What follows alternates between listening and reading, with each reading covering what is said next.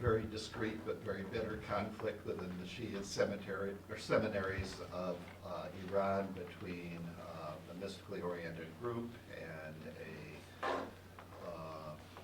more literalist group.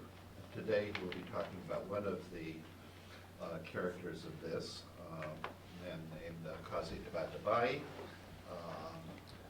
describes as an esoteric master in an exoteric seminary. So, SeyedAmir. Thank you very much. And thank you all for being here this afternoon with me. And I would like to thank you, Subhavish and Sesame, Dr. Faisal, for starting this kind help to organize this talk. My talk is about something more recent rather than going back to the early discussions of 1st and 2nd centuries. I'm talking about Qazi Tabatabai, who is a Shia scholar of 19th century. And this person, in my map of doing all these things, this Sayyid Qazi Tabatabai is here, and he has passed away on 1947.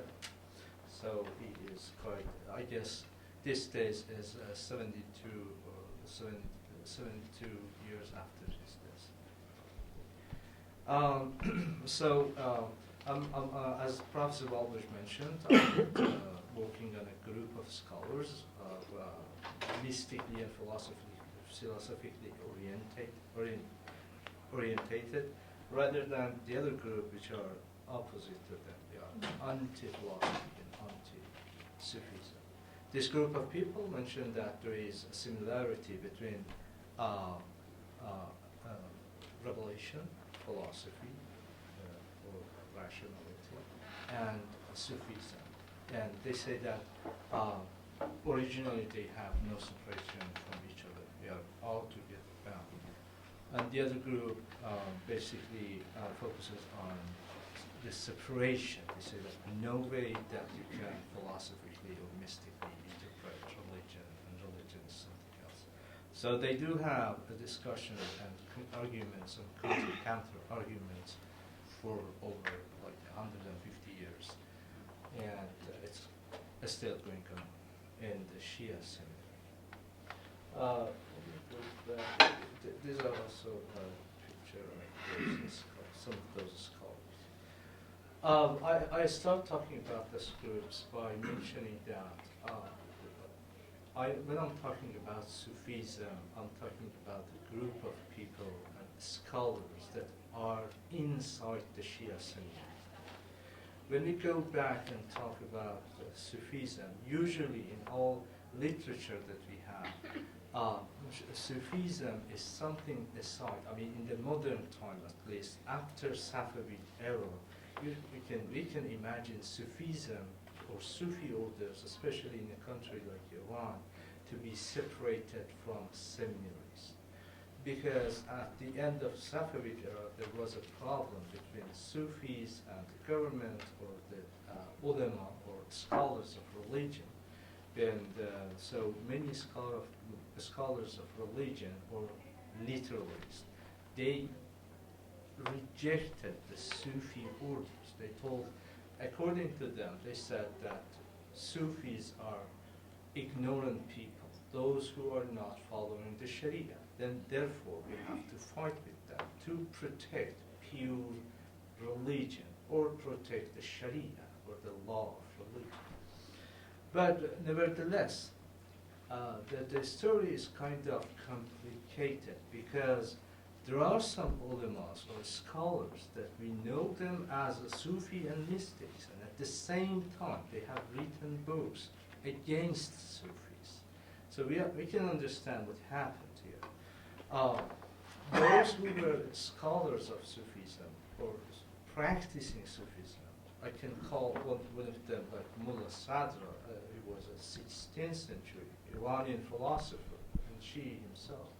He wrote a book against Sufism, but he rejected those people who abuse Sufism as a way, as a tariqa, as a something, or organization to, say, to go forward or to present something which is not originally Sufism or which is not originally mystical. And so this has happened, and when this happens, there are some changes between using the concept or the name or the phrase Sufism instead of Irfan. Shia ulamas, they try to use the term Irfan instead of Sufism because there was a negative connotation when they were using Sufism.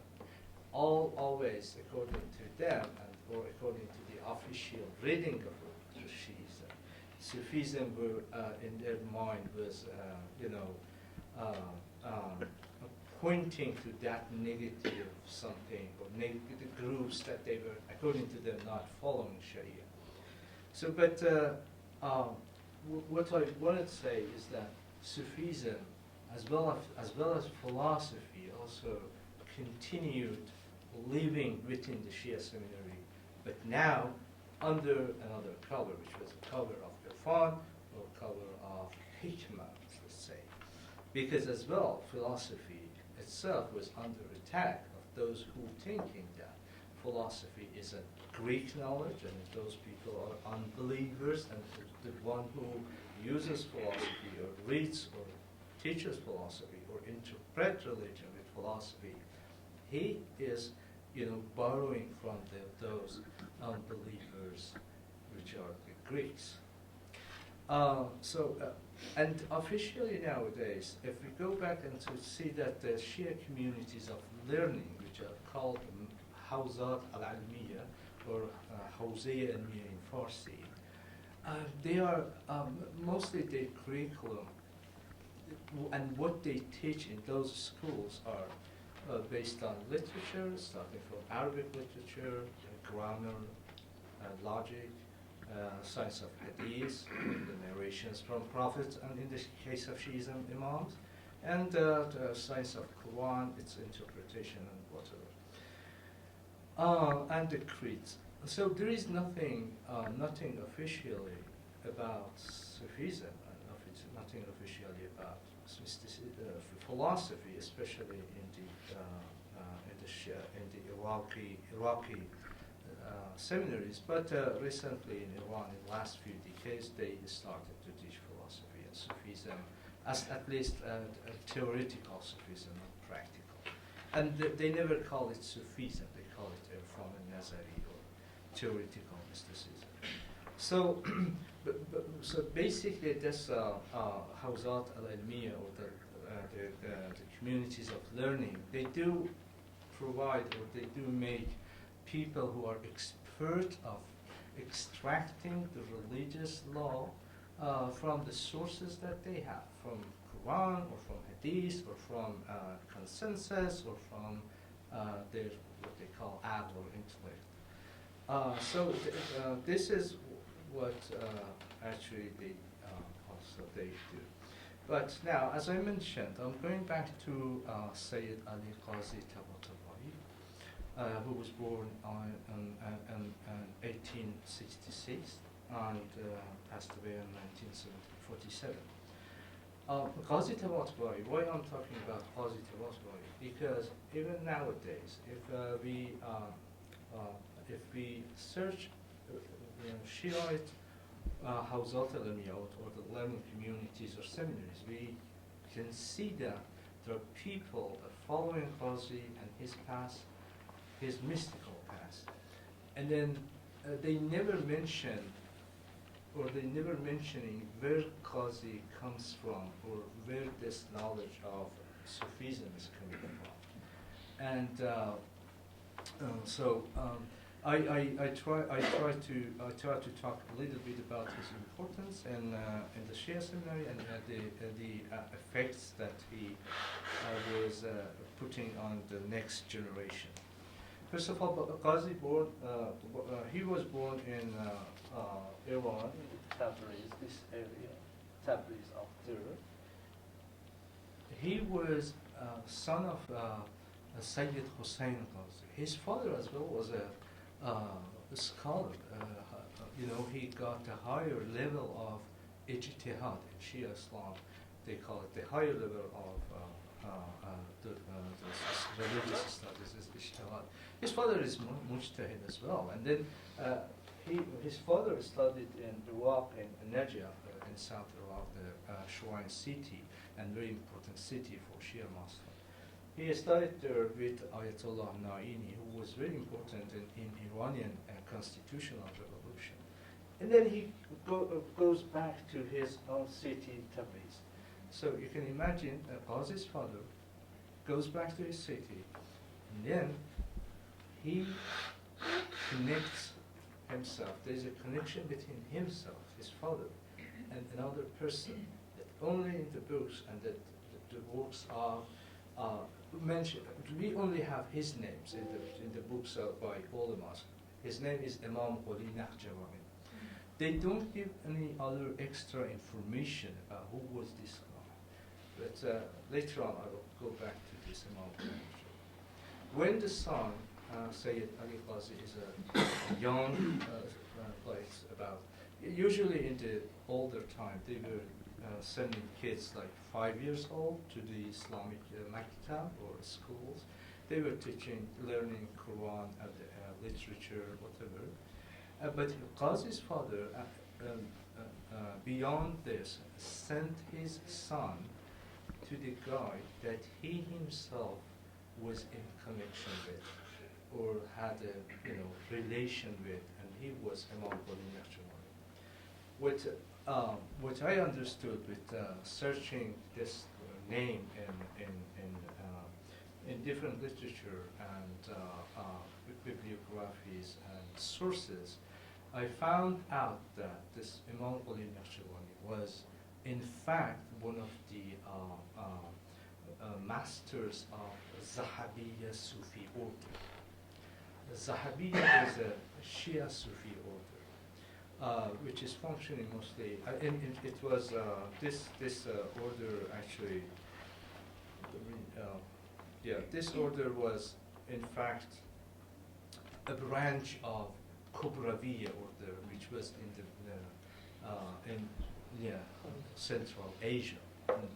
So this Zahabiyya order, his father sent him, and he is with this Imam Quli Nakhjawani for about, imagine if from 10 years old to 28 years, when he was left Tabriz to go to Iraq, to Najaf.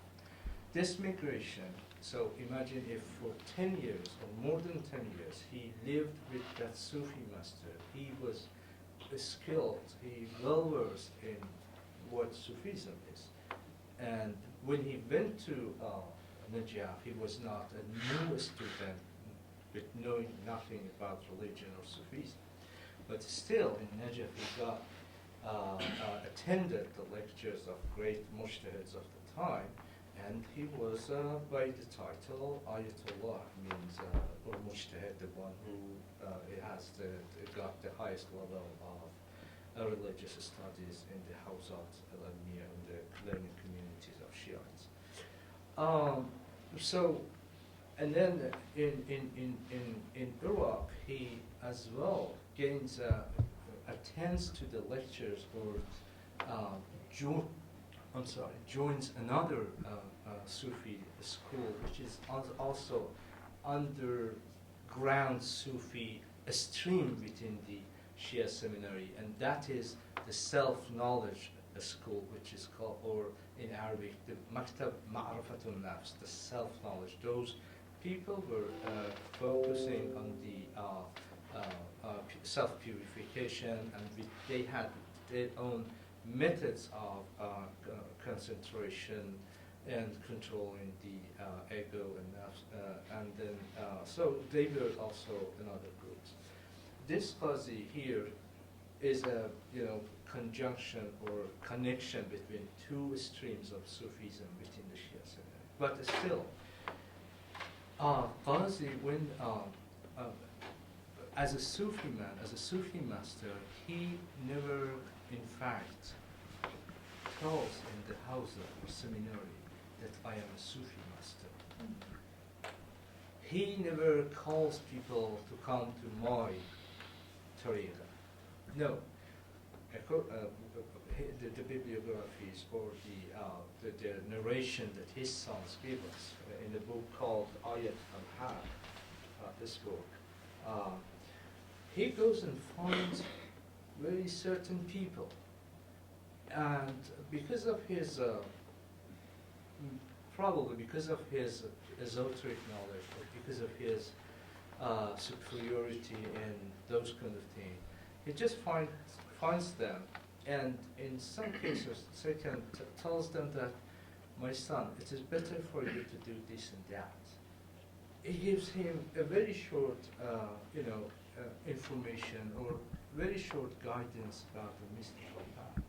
And then those people have probably been attracted by what he says, and they try to follow him. They go and ask him, and then they become his disciple in mysticism and Sufism. Among those peoples are great mujtahids that, but still they cannot say that we met with this Qazi, which was accused and attributed to Sufism again in the Najaf Seminary. People were not trying to avoid contacting Qazi because if they were, they also were accused of being a Sufi, which was, I said, that had a negative connotation in Shia Seminary, in the Shia Seminary. So the second person here is Allama Tabatabai. He is a very well-known Iranian Shia scholar of philosophy. He is known as the revival of philosophy and Sufism in the Shia Seminary in 20th century. He was one of his Qazi's students, and in Sufism, and as well, he also is well known for his commentary on Quran, and he writes that he tells himself, whatever I gain, or whatever I learn in doing my commentary, I learned from my master Qazi. In fact, this guy Allama had many other professors at the seminary, but the effect of Qazi on him is something apparently, according to his own narration, a great effect. I mentioned there was other stories. I don't know how maybe if I have time or not, but let me tell you another story. The story between Qazi and Ayatollah Khoi. This Khoi was the greatest marja of his time. During the Saddam Hussein time in Iraq, Khoi was the head of Shiite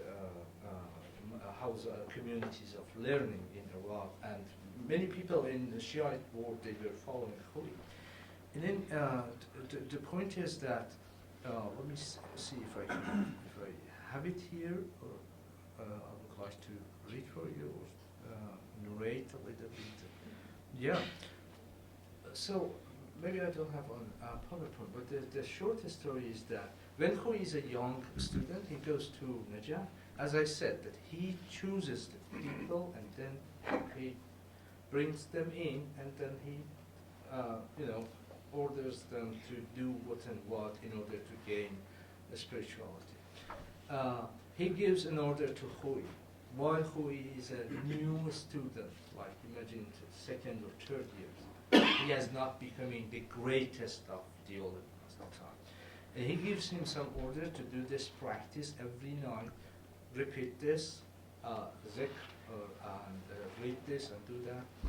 And then after a period of time of 40 days, he goes to Khoi and shows who is all future life to himself.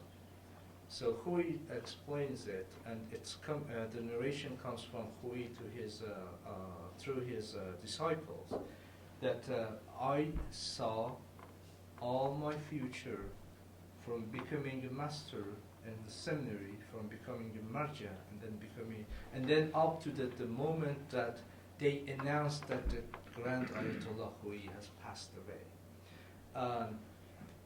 At the end, Qazi tells him that you will have a good life. Now you can go.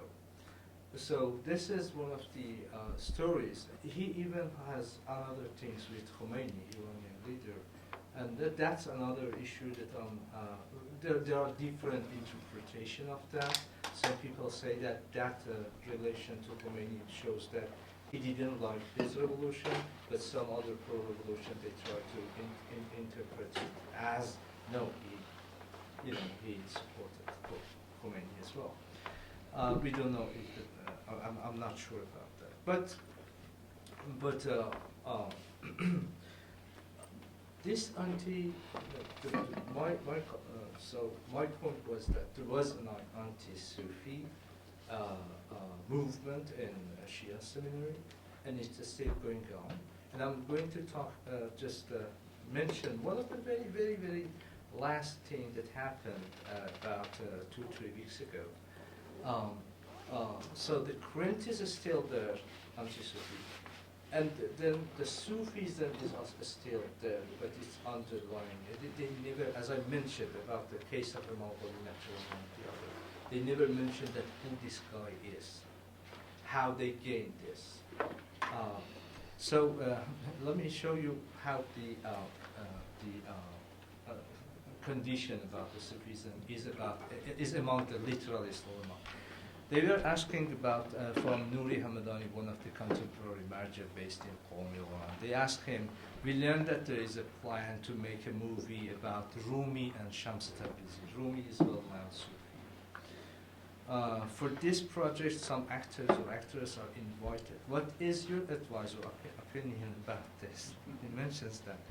This mentions name, Rumi and Shams Tabrizi, are among the well-known Sufis, and we have enough evidence from their works to prove this accusation. So he thinks that Sufism is an accusation, and then he can prove this. So Sufis are among the deviated and misleaders' cults. With their institution of making qutb and murshid, qutb and masters, they have gone into the fight with the pure Quranic and Ahlul Bayt Islam. Promoting them in any form is not permissible, and it is haram. Haram, forbidden, religiously forbidden. So even talking about them and making any movie about them is haram, according to this marja, which is a hardliner as well. So the point has been, the point has been that this guy, Qazi Asghari, was apparently having, let's say, mission, or created a mission for himself to invite certain people that he knows that they are going to get the higher degrees, and he insists he tells to those followers that you need to first to be mujtahids and then come to the Sufism, because of those accusations that they had during the time and still. So to gain those the degree of ijtihad, and then to not to be easily accused by other opposites as Sufis. So they got so they were kind of Mujtahid at the same time, and then the Sufi at the same time. This is what Qazi did here is what I call a new kind of like reviving Sufism within giving or making connection between ijtihad and Sufism at the same time. And he is protecting Sufism with this strategy that he made. And as well, he both safeguarding Sufism and philosophy within the Shia Seminary. This was the importance of this man, and which I wanted to talk about today. So I guess I'm out of time. I'm not sure. Yes. Okay, well, there is. Thank you. Let us thank you very much. There is officially a little over 10 minutes for questions, and perhaps a little bit more, depending on the willingness of people to stay and answer questions. So the floor is open.